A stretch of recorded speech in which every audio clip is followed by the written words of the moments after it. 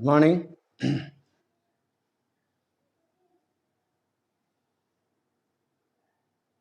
Good morning, all of you.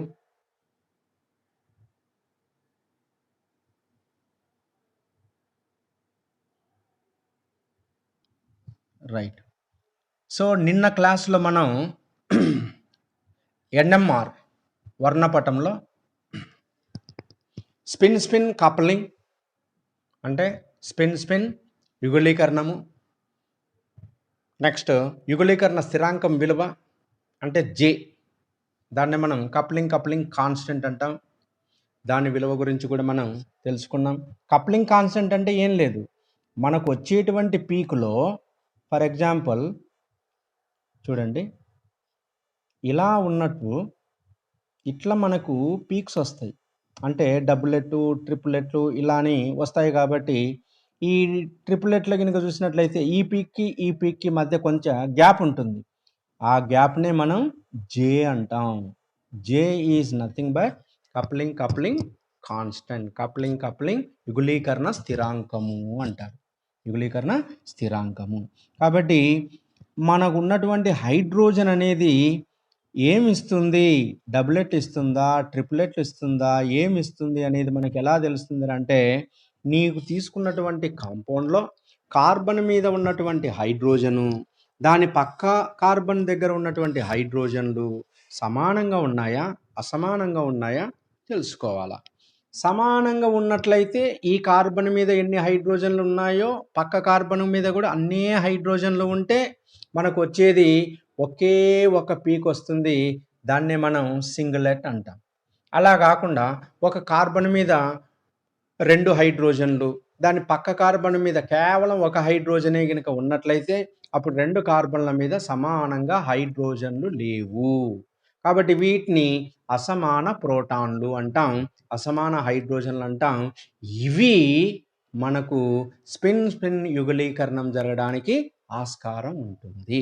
కాబట్టి ముందుగా మనకు కండిషన్ తెలియాలన్నా, స్పిన్ యుగళీకరణం ఎప్పుడు జరుగుతుంది? అసమాన ప్రోటాన్ల మధ్య మాత్రమే జరుగుతుంది.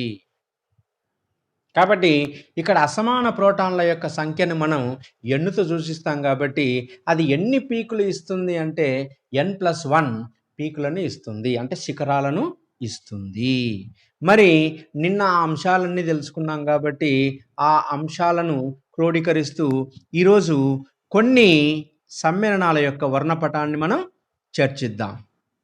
1,1 2 ట్రైబ్రోమో ఈథేన్, దీని యొక్క వర్ణపటము ఏ విధంగా ఉంటుందో చూద్దాం. ముందు దీన్ని చూద్దాం, దీన్ని నిర్మాణం రాస్తాను నేను ఇక్కడ. చూడండి, 2 కార్బన్లు, ఇది 1వ కార్బన్ అనుకున్నట్లయితే ఇది 2వ కార్బన్. 1వ కార్బన్ మీద 1,1, 2వ కార్బన్ మీద ఒక బ్రోమిన్, అంటే ఇక్కడ బిఆర్, ఇక్కడ బిఆర్, ఇక్కడ కూడా బిఆర్. రైట్. ఇక తర్వాత ఏంటి, ఇక్కడ ఒక హైడ్రోజన్, ఇక్కడ ఒక హైడ్రోజన్. నెక్స్ట్ ఫస్ట్ కార్బన్ దగ్గర ఒక హైడ్రోజన్. చూడండి, కార్బన్ యొక్క సంయోజకత 4 సరిపోయింది. చూడండి, 1 2 3 4. రైట్. ఇప్పుడు ఈ కార్బన్ 4 సంయోజకత, ఈ కార్బన్ కూడా 1 2 3 4 సంయోజకత. ఇక్కడ ఒక హెచ్ ఉంది, ఇక్కడ ఒక హెచ్ ఉంది, అంటే 2వ కార్బన్ మీద 2 హైడ్రోజన్లు, 1వ కార్బన్ మీద ఒక హైడ్రోజను. కాబట్టి అసమానమైనటువంటి హైడ్రోజన్లు ఉన్నాయి కాబట్టి అసమాన ప్రోటాన్లు. అసమాన ప్రోటాన్లు ఉన్నాయి కాబట్టి వీటి మధ్య యుగళీకరణము జరుగుతుంది, అంటే కప్లింగ్ జరుగుతుంది.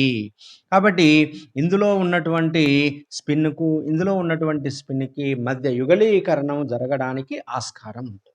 సరే, ఇప్పుడు ఇది మొదటి కార్బన్ అనుకున్నాం, ఇది 2వ కార్బన్ అనుకున్నాం. సార్, మొదటి కార్బన్ దగ్గర ఉన్నటువంటి ఈ ప్రోటాను ఎన్ని శిఖరాలను ఇస్తుంది అంటే, ఈ కార్బన్ దగ్గర ఉన్నటువంటి ఈ ప్రోటాన్ యొక్క శిఖరాలు మనకు తెలియాలి అంటే ఎన్ విలువ తెలియాలా. ఎన్ అంటే ఏంది సార్? పక్క కార్బన్ మీద ఎన్ని హైడ్రోజన్లు అయితే ఉన్నాయో ఆ హైడ్రోజన్ల యొక్క మొత్తాన్ని మనం ఎన్ అని అంటాము. కాబట్టి ఇక్కడ ఎన్ విలువ ఎన్ని ఉన్నాయి? 2 ఉన్నాయి. కాబట్టి ఈ హైడ్రోజన్ యొక్క ఎన్ విలువ 2. 2 + 1 3. 2 + 1 3. 2 + 1 3 అన్నప్పుడు మనకు ఎన్ని శిఖరాలు వస్తాయి? ఇక్కడ 3 శిఖరాలు వస్తాయి. కాబట్టి దీన్ని మనం ట్రిప్లెట్ అంటాం. ట్రిప్లెట్ అంటాము. సార్ చెప్పండి సార్. Okay, right. ఓకేనా? రైట్. నౌ సి, ఇప్పుడు ఈ కార్బన్ చూద్దాం. రెండవ కార్బన్ చూద్దాం. రెండవ కార్బన్ అన్నప్పుడు ఇక్కడ ఈ రెండవ కార్బన్లో ఉన్నటువంటి ఈ ప్రోటాన్ యొక్క శిఖరాలు మనకు తెలియాలి అంటే దీని పక్క కార్బన్ దగ్గర ఎన్ని ప్రోటాన్లు ఉన్నాయో తెలియాలి. ఒక హైడ్రోజన్ కాబట్టి ఇప్పుడు ఈ హైడ్రోజన్ల యొక్క శిఖరాలు తెలియాలి అంటే ఎన్ విలువ తెలియాలి. ఎన్ అనేది ఏంటంటే ఈ కార్బన్కు పక్క కార్బన్లో ఉన్నటువంటి హైడ్రోజన్లు ఎన్ని ఉన్నాయి?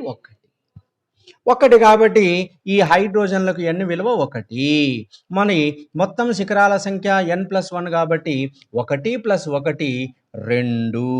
అంటే ఇవి డబులెట్ని ఏర్పరుస్తాయి, ఇవి ట్రిపులెట్ని ఏర్పరుస్తాయి.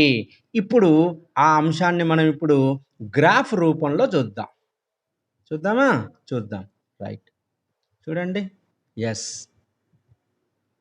ఇది ఏ అనుకున్నాడు. ఇవి బి రకానికి చెందినటువంటి హైడ్రోజన్లు. ఇవి బి రకానికి చెందినటువంటి హైడ్రోజన్లు.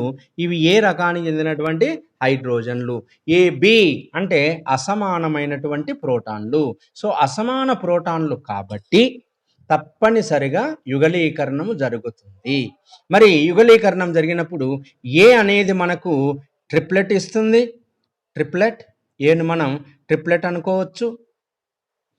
బి ఏమొస్తుంది అంటే డబ్లెట్ ఇస్తుంది. బి ఏమొస్తుంది? డబ్లెట్ అనేది చూద్దాం. ఇప్పుడు మనం చూద్దాం దీనికి సంబంధించినటువంటి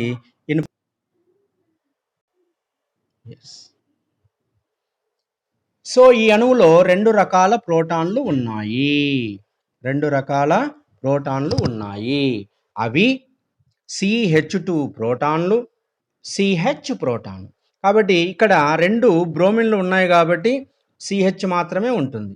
ఇక్కడ ఈ కార్బన్ మీద 2 బిఆర్లు ఉంటాయి, అప్పుడు CH మాత్రమే మిగులుతుంది. ఈ కార్బన్ మీద ఒకే ఒక బిఆర్ ఉంది కాబట్టి దీన్ని CH2 అని అంటాము. CH2 proton 1, CH proton. Right. ఇప్పుడు మనం ఏంటంటే 2 రకాల ప్రోటాన్లు ఉన్నాయి కాబట్టి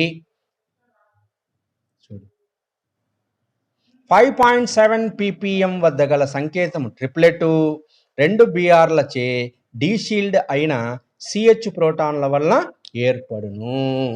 కాబట్టి 2 బిఆర్లు ఉన్నాయి కాబట్టి 2 బిఆర్లు ఉన్నప్పుడు ఏమవుతుందంటే ఈ కార్బన్ దగ్గర ఉన్నటువంటి హైడ్రోజన్ యొక్క సాంద్రత తగ్గిపోతుంది. ఎందుకు తగ్గిపోతుంది?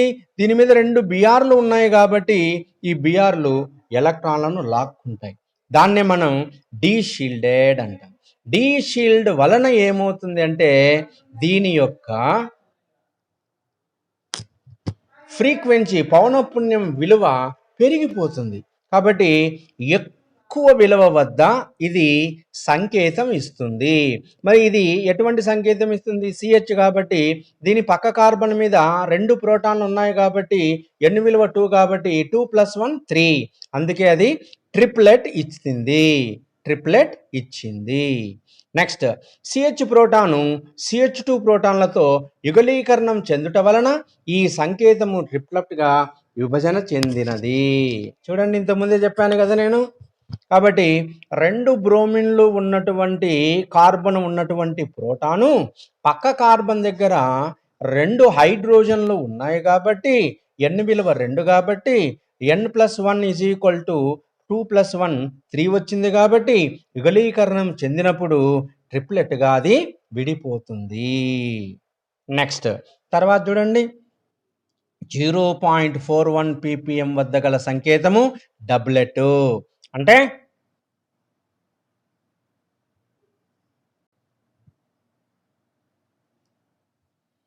ఒక్క బిఆర్తో మాత్రమే డీషీల్డ్ కావడం వలన CH2 ప్రోటాన్లు మనకి 4.1 ppm వద్ద సంకేతాన్ని ఇచ్చింది.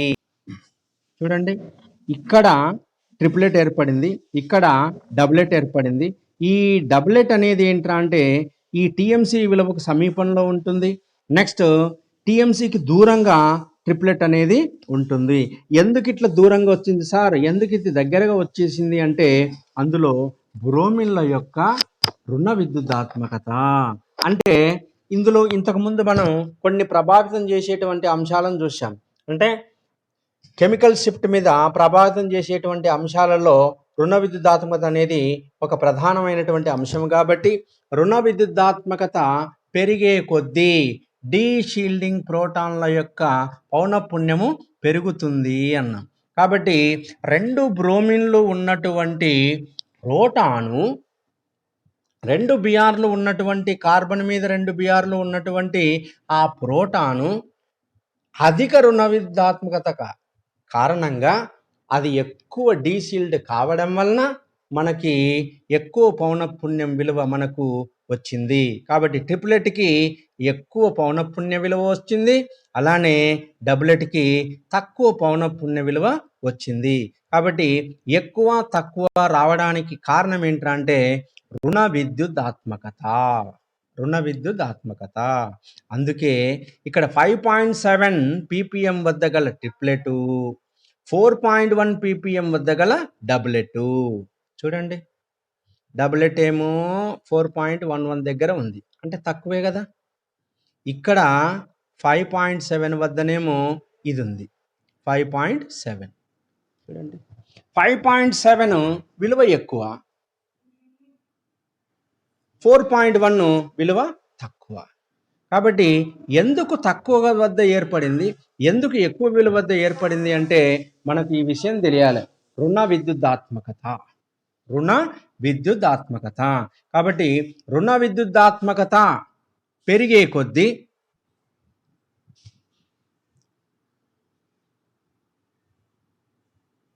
కార్బన్, నువ్వు గుర్తుపెట్టుకోవడానికి నేను ఇక్కడ ఒకటి యూజ్ చేస్తాను, బిఆర్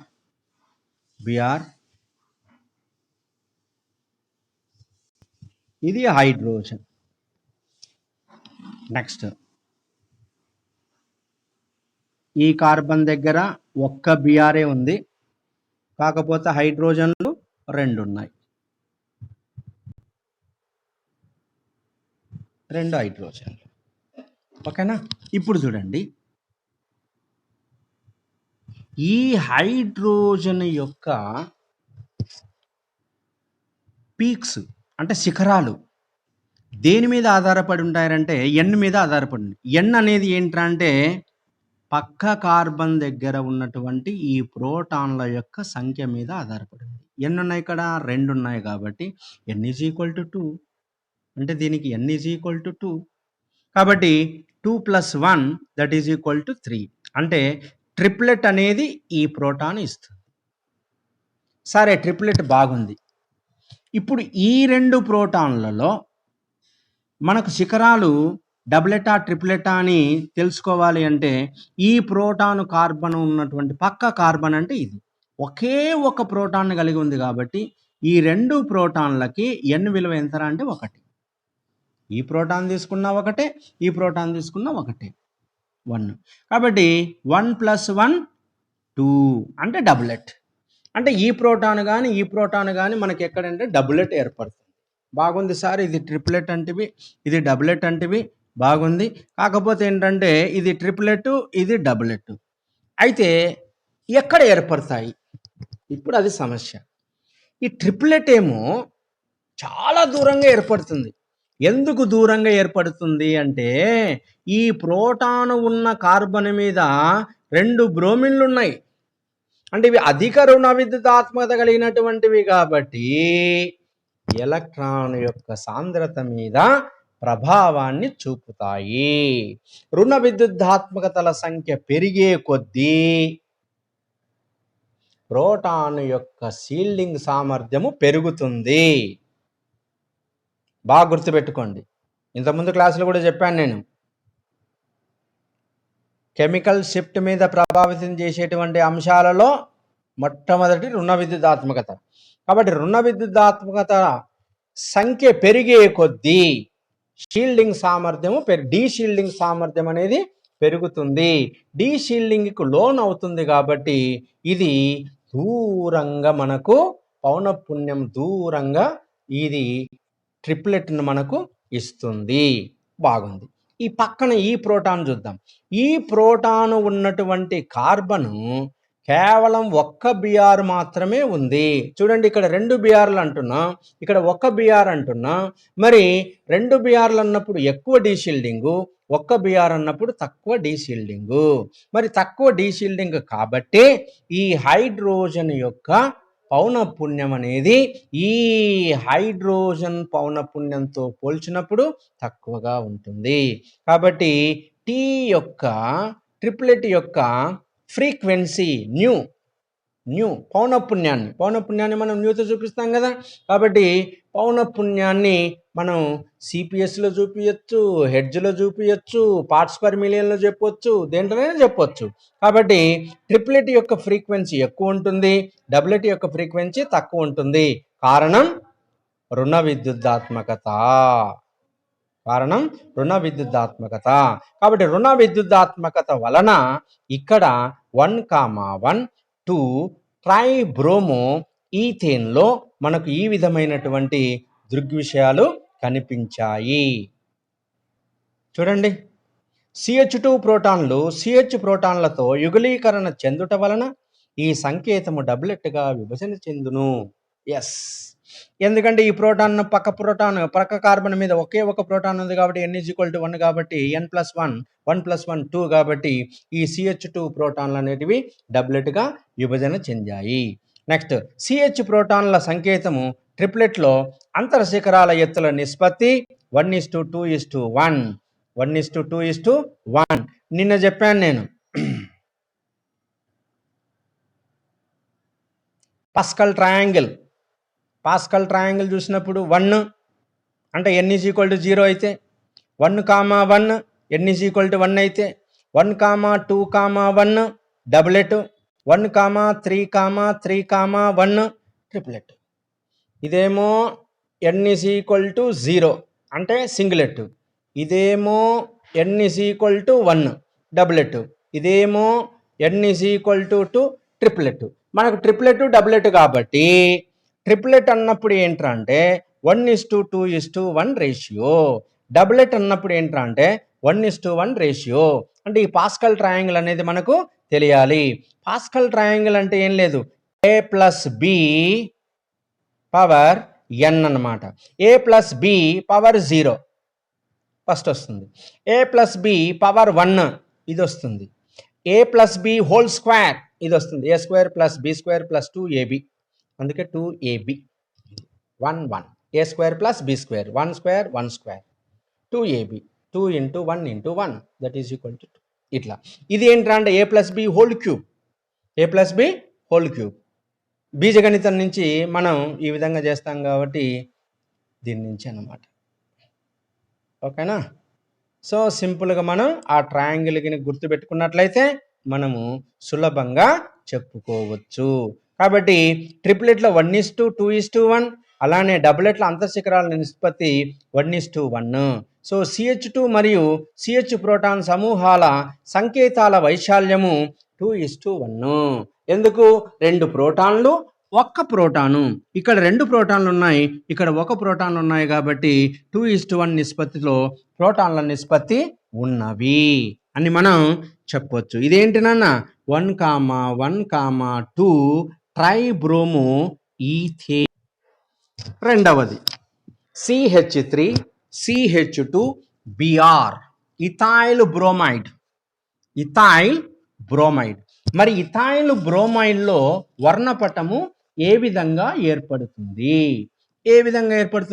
ముందు చూద్దాం నాన్న. ముందు మనం ఏంటంటే చూద్దాం, 1 2 ఇది Br, రైట్. ఇప్పుడు హైడ్రోజన్లు ఎన్ని ఉన్నాయి? CH3. ఇక్కడ హైడ్రోజన్లు ఎన్ని ఉన్నాయి? 2 హైడ్రోజన్లు. ఫస్ట్ మనం ఏంటంటే పక్క కార్బన్ల దగ్గర ఉన్నటువంటి హైడ్రోజన్లు సమానంగా ఉన్నాయా అసమానంగా ఉన్నాయా చూడాలా. ఎట్లున్నాయి? ఇక్కడ అసమానంగా ఉన్నాయి. వెంటనే ఎస్ యుగలీకరణము జరుగుతుంది. ఇది బ్రెయిన్లోకి రావాలి. ఇది నంబర్ 1. అట్లా కాకుండా ఇక్కడ 3 ప్రోటాన్లు ఇక్కడ 3 ప్రోటాన్లు ఉంటే యుగలీకరణము జరగదు. కాబట్టి స్పిన్ యుగలీకరణము స్పిన్ కపలింగ్ ఎప్పుడు జరుగుతుంది అంటే టక్కున నువ్వు చెప్పగలగాలి. అసమాన ప్రోటాన్ల మధ్య మాత్రమే జరుగుతుంది. ఇది బ్రెయిన్లో పెట్టుకోవాలి. అసమాన ప్రోటాన్లు ఉంటేనే యుగలీకరణము జరుగుతుంది. రైట్. మరి ఇప్పుడు ఈ కార్బన్ దగ్గర ఉన్నటువంటి ఈ హైడ్రోజన్లు ఎటువంటి శిఖరాలను ఇస్తుంది అన్నప్పుడు ఈ కార్బన్ పక్క కార్బన్ చూసుకోవాలి. ఈ కార్బన్ దగ్గర 2 ప్రోటాన్లు ఉన్నాయి కాబట్టి n = 2. మరి శిఖరాల మొత్తం సంఖ్య n+1 కాబట్టి 2+1 అంటే ట్రిప్లెట్. అంటే ఈ కార్బన్ దగ్గర ఉన్నటువంటి ప్రోటాన్లు ట్రిప్లెట్ను ఇస్తాయి. సంఖ్యా విధానాన్ని పాటిస్తే ఇక్కడ 1 వేరే పెన్నుతో రాస్తా, కన్ఫ్యూజ్ లేకుండా ఉంటుంది. ఇది 1, ఇది 2. సో రెండవ కార్బన్ దగ్గర ఉన్నటువంటి ప్రోటాన్లు ట్రిప్లెట్ గాను, మొదటి కార్బన్ దగ్గర ఉన్న ప్రోటాన్లు ఏ విధంగా ఇస్తాయో చూద్దాం. ఇది మొదటి కార్బన్ కదా, మరి ఈ కార్బన్ పక్క కార్బన్ ఏంటి? ఇది కదా. కాబట్టి n = ఎంత? 3. n = 3. మరి శిఖరాల సంఖ్య అన్నప్పుడు 3+1 అన్నప్పుడు ఏమవుతుంది? 4. 4 అన్నప్పుడు క్వార్టెట్. కాబట్టి మొదటి కార్బన్లో ఉన్న హైడ్రోజన్లు క్వార్టెట్ గాను, రెండవ కార్బన్ దగ్గర ఉన్నటువంటి ప్రోటాన్లు ట్రిప్లెట్ గాను విభజన జరుగుతుంది. అంటే యుగలీకరణ ఫలితంగా మనకు ఈ విధంగా ఏర్పడుతున్నాయి. కాబట్టి CH3 వెంటనే గుర్తుపెట్టుకోవాలా నువ్వు. ఈ CH3 ఉన్నటువంటి ప్రోటాన్లు మనం ట్రిప్లెట్ గాను, CH2 ఉన్న ప్రోటాన్లు క్వార్టెట్ గాను మనకు వస్తాయి. Triplet, quartet. మరి దీనికి ఇక్కడే మనం పాస్కల్ ట్రయాంగిల్ రాసుకున్నామా? చూడండి, పాస్కల్ ట్రయాంగిల్ 1 1 1 1 2 1 1 3 3 1. ఇప్పుడు మనకేంటి? Triplet, quartet. అంటే ఇది ట్రిప్లెట్ కదనన్నా, ఇది క్వార్టెట్. సో క్వార్టెట్ అన్నప్పుడు 1:3:3:1, డబులెట్ 1:2:1. అంతే. మరి ఈ అంశాలన్నీ కూడా ఉన్నాయో లేదో ఇప్పుడు ఒక్కొక్కటి జాగ్రత్తగా చూద్దామా? రైట్. మరి ఇథైల్ బ్రోమైన్లో ఉన్నటువంటి NMR వర్ణపటము చూడండి. ఇక్కడ చూడండి. ఎస్, ఈ CH2 Brలు పక్కన Br ఉంది కాబట్టి వెంటనే ఈ కార్బన్ దగ్గర రుణవిద్యుదాత్మక కలిగినటువంటి Br ఉంది కాబట్టి ఇది డీషీల్డ్ అయిపోతుంది. కాబట్టి ఈ CH2 అనేది దూరంగా మనకు వస్తుంది. అంటే ఈ CH2 ప్రోటాన్ యొక్క పౌనఃపున్యం విలువ ఎక్కువ.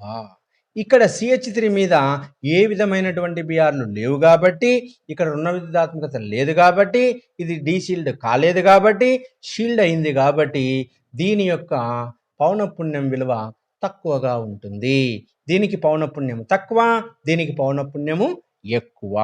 కాబట్టి 3.4 ppm వద్ద గల సంకేతము క్వార్టెట్ Br వలన డీషీల్డ్ అయి CH2 ప్రోటాన్ల వలన ఏర్పడును.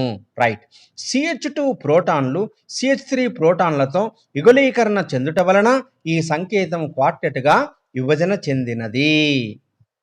నెక్స్ట్ తర్వాత 1.3 వద్ద చూస్తేవా తక్కువ విలువ, పైదేమో బాగా చూడండి, పైదేమో 3.4, ఇక్కడికి వచ్చేసరికి 1.3.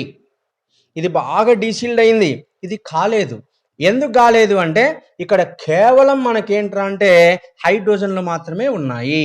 ట్రిప్లెట్ డీషీల్డ్ కానీ CH3 ప్రోటాన్ల వలన ఏర్పడును. CH3 ప్రోటాన్లు CH2 ప్రోటాన్లతో యుగలీకరణ చెందుట వలన ఈ సంకేతము ట్రిప్లెట్గా విభజన చెందినది. చూడండి, ఇంతకుముందు చెప్పినట్లే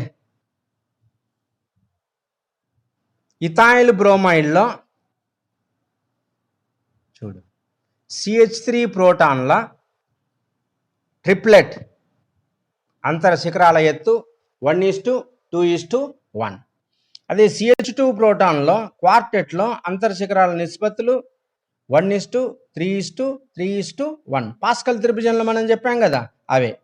CH3 మరియు CH2 ప్రోటాన్ల సమూహాల సంకేతాల వైశాల్య నిష్పత్తి ఇక్కడ 3 హైడ్రోజన్లు, ఇక్కడ 2 హైడ్రోజన్లు, వెరసి 3:2. సో ఈ విధంగా మనం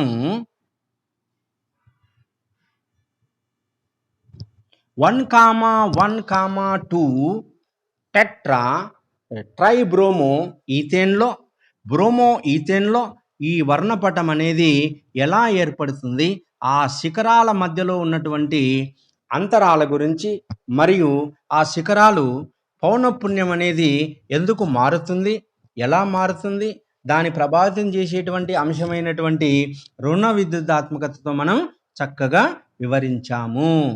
అవునా?